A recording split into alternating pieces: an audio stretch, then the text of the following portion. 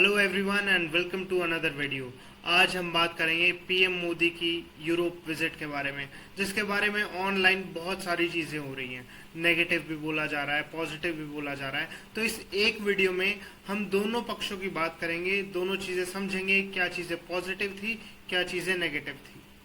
तो without any further do start करते हैं। और स्टार्ट मैं एक सवाल से करना चाहूंगा, क्या इंडिया की फॉरेन पॉलिसी एक्चुअली में वर्क कर रही है? और अगर इस क्वेश्चन का आंसर हाँ है, तो क्यों आज पूरी दुनिया में इंडिया की फ्रीडम ऑफ प्रेस, यहाँ के राइट्स और इन सब चीजों के बारे में बात हो रही है? और क्यों सारे लोग हमसे अकाउंटेबिलिटी मांग रहे हैं हमारे सिस्टम को लेकर? और इसी कॉन्ट्राडिक्शन को समझाने के लिए आज मैं बात करूंगा नरेंद्र मोदी और उनके मई के अंदर होने वाले यूरोप ट्रिप के बारे में। एक ऐसा टूर जहां पर $1 बिलियन इन्वेस्टमेंट्स हुई, स्ट्रेटेजिक पार्टनरशिप साइन हुई, इंडिया EUTAF सेंटर स्टेज पर था। इंडिया ने ग्लोबल डिप्लोमेसी के अंदर अपनी पोजीशन स्ट्रांग दिखाने की कोशिश की, और वहीं पर एक नॉर्वेजियन जर्नलिस्ट के सिंपल से सवाल की वजह से बहुत बड़ी कंट्रोवर्सी भी खड़ी करवा ली। और सबसे ज्यादा मजे की बात यह है कि ये दोनों चीजें, पॉजिटिव्स और नेगेटिव्स, एक ही साथ हुए। अब टूर के बारे में जानने से पहले ये टूर क्यों हुआ, इसके कॉन्टेक्स्ट पर बात करते हैं। अब तुम लोगों को 22 अप्रैल 2025 तो याद होगा ही, कश्मीर के अंदर पहलगाम अटैक हुआ था, जहां पर टेररिस्ट ने जेंडर के बेसिस पे पहले तो लोगों को सेग्रीगेट किया और उसके बाद सभी मेल्स को मार दिया जो भी हिंदू थे। टोटल 36 सिविलियंस की जान गई। 36 वो लोग जो सिर्फ अपने घर से घूमने आए थे कश्मीर। इंडिया ने इसके रिस्पॉन्स में ऑपरेशन सिंदूर लॉन्च किया। 7 मई सुबह 1:05 पर हमारी एयरफोर्स एंटर होती है POK के अंदर और वहां पर 9 टेररिस्ट कैंप्स खत्म कर देती है, जिसमें रिपोर्टेडली 100 से भी ज्यादा टेररिस्ट मारे गए। उसके बाद सीज फायर 10 मई 2025 को हुआ, जहां पर पाकिस्तान के GMO ने इंडिया के GMO से कांटेक्ट किया। मिलिट्री लेवल पर इंडिया ने बखूबी अपनी स्ट्रेंथ दिखाई, लेकिन डिप्लोमेसी के अंदर पिक्चर थोड़ी सी कॉम्प्लिकेट हो गई। पाकिस्तान ने डोनाल्ड ट्रंप को सीज फायर का क्रेडिट दिया। ट्रंप ने भी मीडिएशन क्लेम की, लेकिन इंडिया ने तो बोला कि ये एक बायलैटरल प्रोसेस था। पाकिस्तान ने ट्रंप को नोबेल पीस प्राइज के लिए नॉमिनेट किया, और इसकी वजह से Pakistan west outreach suddenly active हो गया। डिप्लोमेट्स के अकॉर्डिंग ट्रंप और मोदी के रिलेशन जो पहले बहुत वार्म थे, अब वो विजिबली कोल्डर दिखने लगे। इसके बाद पाकिस्तान ने अपने आप को US से ईरान नेगोशिएशन के अंदर पोजीशनिंग करने की कोशिश की और वेस्ट एशिया डिप्लोमेसी के अंदर अपने आप को एक्सपैंड करना चालू किया। और इसी बैकड्रॉप में आज मई 2026 के अंदर हमारे PM यूरोप के टूर पर निकले। तो इससे ये तो साफ हो जाता है कि ये कोई रेगुलर फॉरेन ट्रिप तो नहीं था, बल्कि ये एक डिप्लोमेटिक साइन था कि इंडिया ग्लोबली आइसोलेट तो बिल्कुल नहीं है। इसी के साथ हमारे सामने एक इम्पोर्टेंट इन्फॉर्मेशन आती है कि ओरिजिनली ये ट्रिप 7 मई 2025 को हो जाना चाहिए था, लेकिन ऑपरेशन सिंदूर की वजह से इसे पोस्टपोन किया गया। और अब ऑलमोस्ट 1 साल बाद इंडिया को यूरोप के अंदर विजिबली प्रेजेंट होना था। इस टूर का पहला स्टॉप था अबू धाबी, जहां पर हमारे PM 15 मई को पहुंचे। मोदी जी ने UAE के प्रेसिडेंट शेख मोहम्मद बिन जायद अल नहान के साथ मीटिंग की, और रिजल्ट में हमें क्या देखने को मिला? इंडिया ने अप्रोक्सीमेटली $5 बिलियन की इन्वेस्टमेंट कमिटमेंट्स साइन की। साथ में स्ट्रैटेजिक डिफेंस पार्टनरशिप फ्रेमवर्क की बात हुई। इसके अलावा cyber defence corporation, maritime security collaboration, long term LPG supply agreement, strategic petrol reserve MOU और वदीनार शिप रिपेयर क्लस्टर जैसे एग्रीमेंट्स पर साइन हुए। इसके अलावा कोचिन शिप समिट और ड्राई डॉक्स वर्ल्ड पार्टनरशिप भी अनाउंस हुई। अगर हम एनर्जी सिक्योरिटी के पर्सपेक्टिव से देखें तो ये इंडिया के लिए जेन्युइनली बहुत ज्यादा इंपॉर्टेंट था। और अभी रिसेंटली जैसे इवेंट्स हुए हैं, तो इंडिया को समझ में आ गया है कि भाई उसे अपनी लॉन्ग टर्म डिपेंडेंसी को कम करना होगा, और इस चीज के लिए UAE के साथ पार्टनरशिप एक मेजर स्टेप है। यहाँ पर हमें बहुत ज्यादा चीजें फ्लैशी वे में देखने को नहीं मिली, लेकिन ये एक प्रैक्टिकल इकोनॉमिक डिप्लोमेसी थी। अब UAE से सारा काम निपटाने के बाद वो पहुंचे अपनी सेकेंड लोकेशन पे, जो थी नीदरलैंड्स। और यहाँ पर इंडिया और नीदरलैंड्स के बीच में टोटल 17 एग्रीमेंट्स साइन हुए, जिनका फोकस था technology, innovation, logistics, economic corporation और इंडिया EU इंटीग्रेशन। क्योंकि यूरोप के साथ इंडिया की इकोनॉमी इन्हीं तरीके के क्वार्टर एग्रीमेंट्स से बिल्ड होती है। इसके बाद हमारे देश के PM पहुंचे अपनी तीसरी लोकेशन स्वीडन के अंदर। स्वीडन के PM उल्फ क्रिस्टरसन ने PM मोदी की इस विजिट को बायलेटरल माइलस्टोन बताया। और इस मौके को और भी ज्यादा स्पेशल बनाने के लिए दोनों ने साथ मिलकर अनाउंसमेंट्स की बहुत सारी, जैसे नेक्स्ट 5 साल के अंदर जितना भी बायलेटरल ट्रेड स्वीडन और इंडिया के बीच होता है उसकी इन्वेस्टमेंट को बढ़ाकर डबल करने का एम्बिशन रखा गया। और दोनों देशों ने अपनी अपनी टाइज को स्ट्रैटेजिक पार्टनरशिप लेवल तक एलिवेट किया। और यहाँ पर बहुत सारी चीजों के बारे में बात की गई। अगर उनमें से कुछ आपको बताऊं तो फॉर एग्जांपल क्लीन एनर्जी, या फिर डिफेंस मैन्युफैक्चरिंग, या फिर टेक्नोलॉजिकल कॉर्पोरेशन। और ऐसा इसीलिए क्योंकि Sweden global advance industrial economies में काउंट होता है। तो इंडिया के लिए ये पार्टनरशिप स्ट्रैटेजिक लेवल पर देखें तो बहुत ज्यादा यूजफुल है। लेकिन इन सब चीजों के अलावा स्वीडन की विजिट एक और चीज की वजह से वायरल हुई। हुआ ये कि तीनों लीडर्स स्टेज पर थे, क्रिस्टरसन, नरेंद्र मोदी और उर्सुला वॉन डर लेयन। अगर प्रोनाउंसिएशन में थोड़ी सी मिस्टेक हो जाए तो माफ कर देना। मीडिया सडनली हमारे पीएम के टेलीप्रॉम्प्टर सेटअप को देखने लगी और लिटरली वह स्क्रीन इतनी बड़ी थी कि कई एंगल्स के अंदर तो पीएम का चेहरा भी नजर नहीं आ रहा था। वहां के जर्नलिस्ट ने इस चीज को नोटिस किया, अपने अपने सोशल मीडिया पर भी डाला और एकदम से मीम बन गया। और फिर से लोगों ने यही सवाल किया, क्या इंडिया के पीएम अनस्क्रिप्टेड क्वेश्चंस को हैंडल कर सकते हैं? इससे अगर याद आ रहा हो 2024 के अंदर ममता बनर्जी ने नरेंद्र मोदी को खुला चैलेंज दिया था, एंड आई कोट, टेलीप्रॉम्प्टर लेकर आ जाओ, जर्नलिस्ट सवाल पूछेंगे, तुम भी जवाब दो और मैं भी। भाई उस वक्त इस बात को सुना था तो एक पॉलिटिकल टॉन्ट ही लग रहा था। लेकिन स्वीडन और नॉर्वे के इवेंट के बाद ये चीज अब इंटरनेशनल पहुंच चुकी है। लेकिन यहाँ पर अब एक बात समझने की जरूरत है कि ये सारा ट्रिप सिर्फ एक बायलेटरल मीटिंग्स का कलेक्शन नहीं है, इसके पीछे एक बहुत बड़ा बैकड्रॉप है। असल में 27 जनवरी 2026 हैदराबाद हाउस न्यू दिल्ली के अंदर नियरली 20 सालों की नेगोशिएशन के बाद इंडिया और यूरोपियन यूनियन के बीच में हिस्टोरिक एफटीए साइन हुआ था, जहां पर ये दोनों देशों की तरफ से लार्जेस्ट ट्रेड एग्रीमेंट था।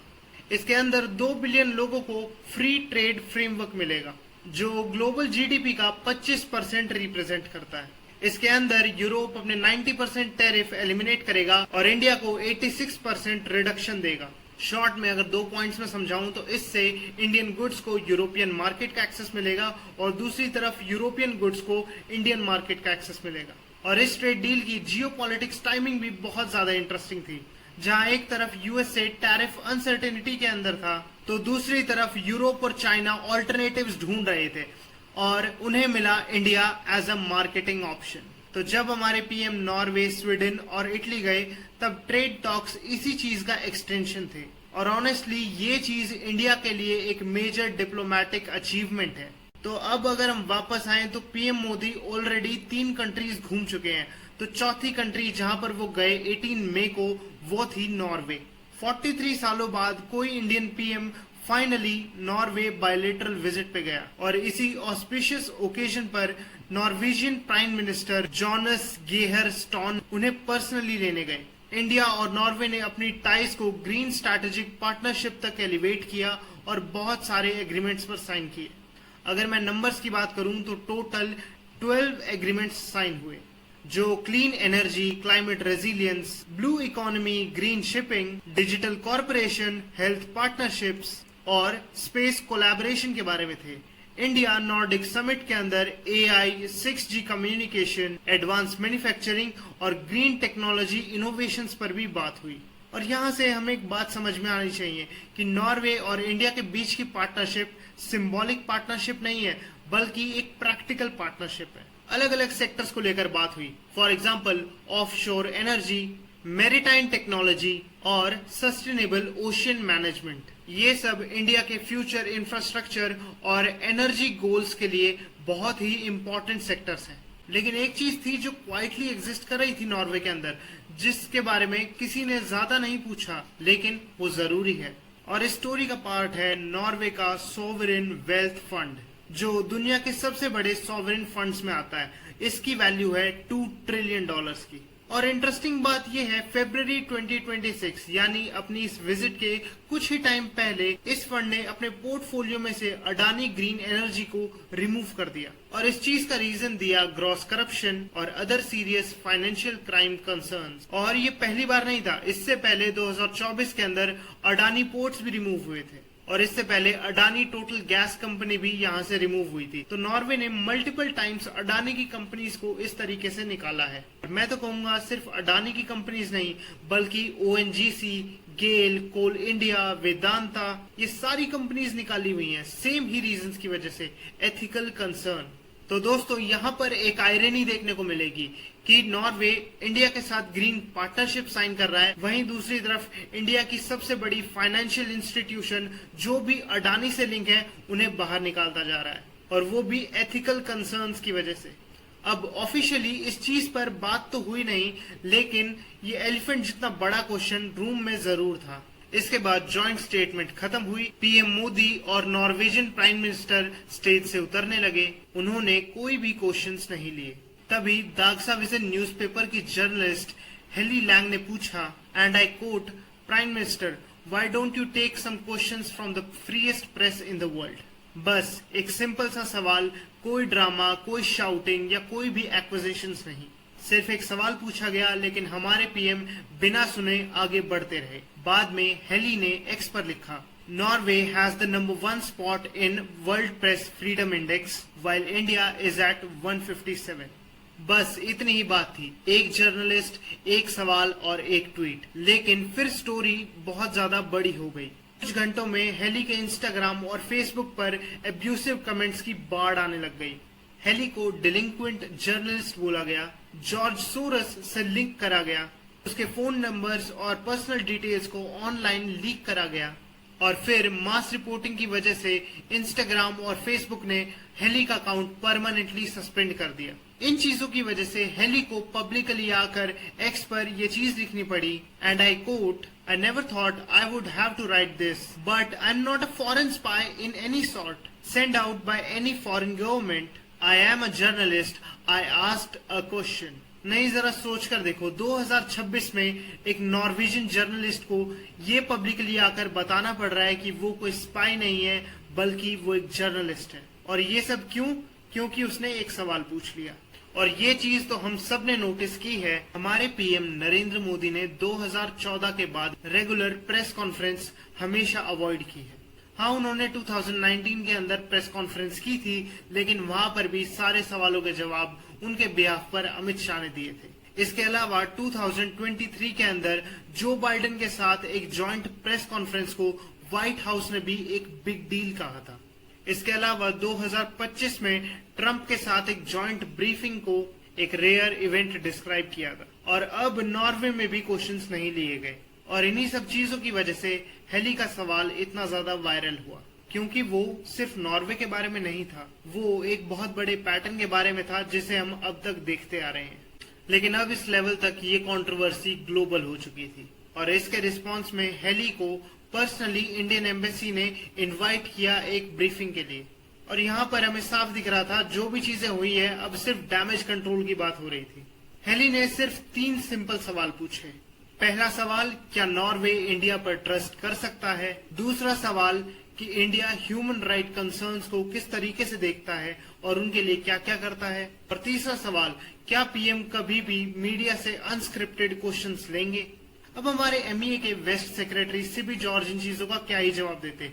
उन्होंने बेसिकली जवाब देने की बजाय एक 13 मिनट का मोनोलॉग गाना चालू कर दिया, जहां उन्होंने yoga, chess, women voting rights पर बात कर दी और पूरा प्रीएम्बल मुंह जुबानी सुना दिया। और इस चीज पे मुझे हंसी भी आती है। मैं जब ये वीडियोस देख रहा था, जब सिबी जॉर्ज ये सब कुछ बोल रहे थे, वो बेचारी उठकर ही चली गई। अगर मैं उसकी जगह पर होता और कोई मुझे काम की बात बताने के बजाय इधर उधर की 10 बातें बता रहा है, भाई मेरा तो दिमाग खराब ही हो जाता। वही चीजें हेली के साथ भी हुआ, वो उठ के चली गई और मैं ट्विटर या फिर और जगह पे देख रहा हूँ कि सब लोग ये बोल रहे हैं कि भाई एमईए ने करारा जवाब दे दिया था, इसीलिए हेली ने कुछ भी नहीं बोला, उसे सिर्फ रील कटवानी थी। ऐसी ऐसी बेतुकी बातें कर रहे हैं। और भाई जब स्पेसिफिक आंसर मांगा गया ना कि सर आप इधर उधर की बातें मत करिए, स्पेसिफिक बात करिए, तो भाई माहौल इतना टेंस हो गया ना, इतनी जोर जोर से बोलना, बिल्कुल ना बॉडी लैंग्वेज में हफड़ा तफड़ी मचना।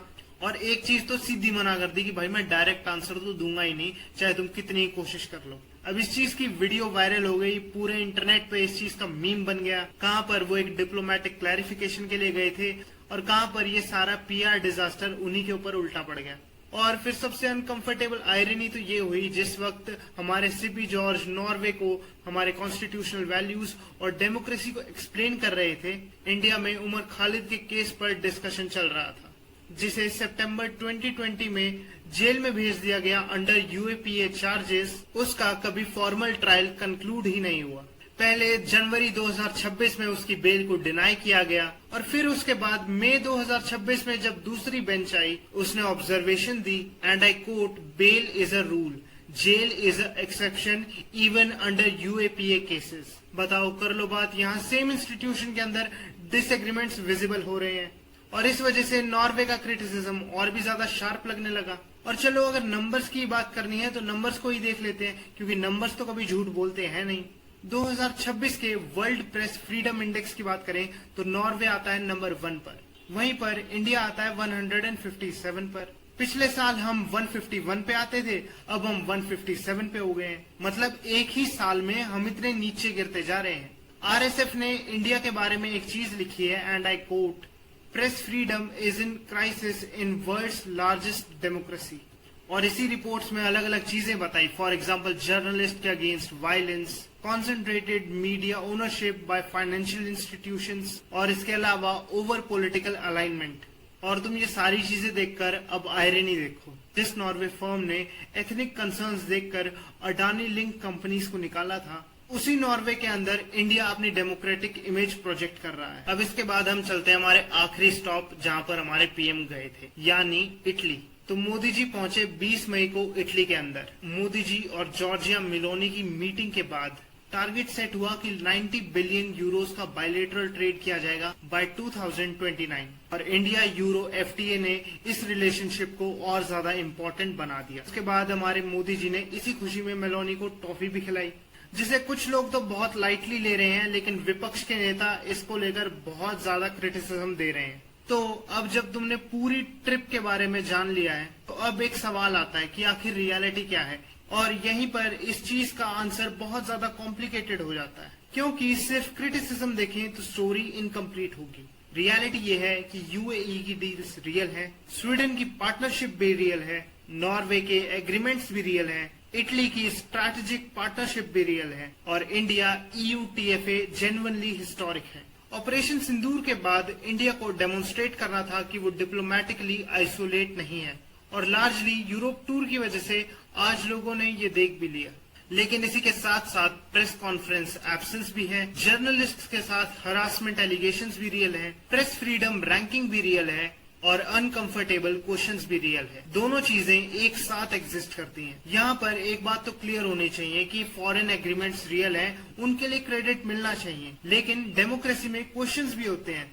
तो जर्नलिस्ट से इतना डिस्कम्फर्ट क्यों? एक प्रेस कॉन्फ्रेंस आखिर क्यों इतनी इम्पॉसिबल लगती है और क्यों एक सवाल को हॉस्टाइल अटैक की तरह ट्रीट किया जाता है? और वहाँ नॉर्वे के पीएम से पूछा जा रहा है कि इंडिया रियलिटी में डेमोक्रेसी है। उनका भी जवाब ऐसा ही था कि इंडिया में इलेक्शंस तो होते हैं भाई, हाँ, लेकिन वहाँ का कल्चर अलग है। लेकिन भाई देखो, कल्चर अलग हो सकता है, लेकिन अकाउंटेबिलिटी का कॉन्सेप्ट तो यूनिवर्सल होता है ना। और मैं तो ये बोलूंगा कि भाई जो कंट्री डेमोक्रेटिक और कॉन्स्टिट्यूशनल वैल्यूज का लेक्चर देती है, उसे अनकंफर्टेबल क्वेश्चन से भागना नहीं चाहिए। तो आखिरी में सवाल आता है, क्या मोदी का यूरोप ट्रिप सक्सेसफुल था? अगर इकोनॉमिक लेवल पे देखें तो लार्जली हाँ, अगर स्ट्रैटेजिकली देखें तो काफी हद तक हाँ, और डिप्लोमेटिकली देखें तो इम्पोर्टेंटली हाँ। लेकिन प्रेस फ्रीडम और अकाउंटेबिलिटी के क्वेश्चंस भी साथ साथ चले और शायद इसीलिए ये टूर इंटरेस्टिंग बन जाता है, क्योंकि इस ट्रिप के अंदर इंडिया की वीकनेस भी दिखी और इंडिया की स्ट्रेंथ भी दिखी, दोनों एक साथ। और मैच्योर डेमोक्रेसी